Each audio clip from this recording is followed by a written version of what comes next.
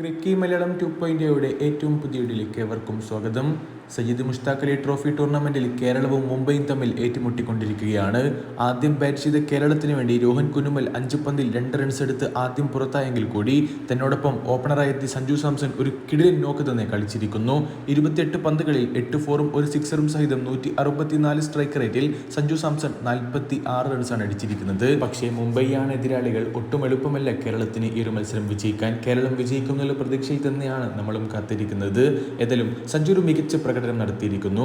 ഒരിക്കൽ കൂടി 28 പന്തിൽ 46 റൺസിന്റെ ഒരു ക്യാമിയോ ഇന്നിംഗ്സ് ആണ് കളിച്ചിരിക്കുന്നത്. അതെ, ഒരു 2 റൺസ് കൂടി ഉണ്ടെങ്കിൽ 50 തികയ്ക്കാമായിരുന്നു. എന്തായാലും ഇനി സഞ്ജു സാംസൺ നാഷണൽ ഡ്യൂട്ടിക്ക് പോവുകയാണ്. നമുക്കറിയാമല്ലോ, സൗത്ത് ആഫ്രിക്കയ്ക്കെതിരായിട്ടുള്ള ഇന്ത്യയുടെ T20 സ്ക്വാഡ് പ്രഖ്യാപിച്ചപ്പോൾ സഞ്ജു സാംസണിന് ഇടമുണ്ട്.